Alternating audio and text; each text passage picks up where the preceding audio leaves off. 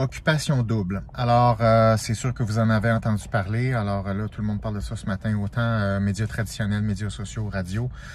J'ai reçu beaucoup de messages de votre part dernièrement, juste depuis hier soir, ce matin. J'étais au 98.5 ce matin.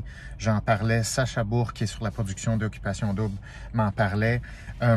Qu'est-ce qui se passe sur Occupation double? C'est sûr que vous m'auriez dit, il y a 10 ans, je vais pas commenter, que j'allais commenter comme Occupation double, je vous aurais dit, je pense pas. Mais je ne peux pas ne pas saisir l'opportunité en ce moment.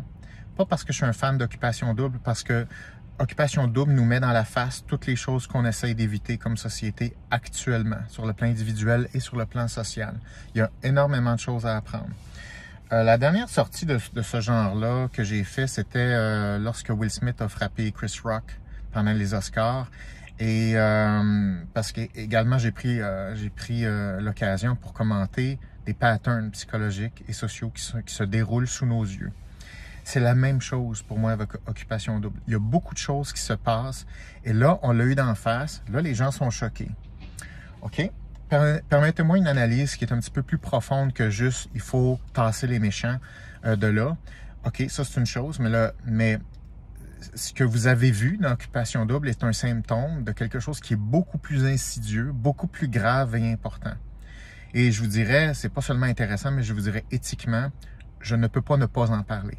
Parce que j'en parle depuis plusieurs mois, plusieurs années même, sur des phénomènes qui là se déroulent sous nos yeux, en plein dans notre face, en plein dans une télé-réalité.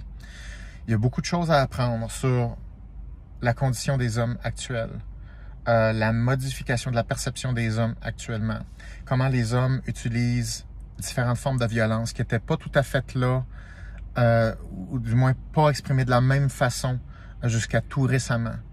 Ça, c'est nouveau. Et évidemment, il y a des patterns de communication, des patterns relationnels, des patterns, évidemment, de victimisation qui sont là-dedans. Et je pense que mon analyse sort un peu des sentiers battus, mais je pense que je vais être capable de bien vous expliquer le lien entre des phénomènes qui semblent évidents à l'œil nu, puis ce qui se trame à l'arrière-scène. Alors, comme je le disais dans des vidéos un petit peu plus courtes, là, je vais faire l'analyse complète de ça la semaine prochaine, dans le cadre de la Psycom Week. Et ça, c'est vraiment un addon. J'en parlais à mon équipe hier soir, ce matin. La semaine prochaine, c'est la Psycom Week dans Psycom, c'est-à-dire c'est une semaine où on parle que de communication. C'est le moment de l'année. Et là, ça arrive exactement à ce moment-là. Je ne peux pas passer à côté, on ne peut pas passer à côté de l'occasion de commenter et de décrire ces processus-là psychologiques, relationnels et non-verbaux. C'est-à-dire que je vais faire aussi l'analyse des personnalités et je vais faire aussi l'analyse des processus non-verbaux. Donc, tout ça, ça va être détaillé la semaine prochaine pendant la Psycom Week qui commence le 24 octobre. Soyez là, inscrivez-vous, soyez présents, c'est sur tous mes médias sociaux.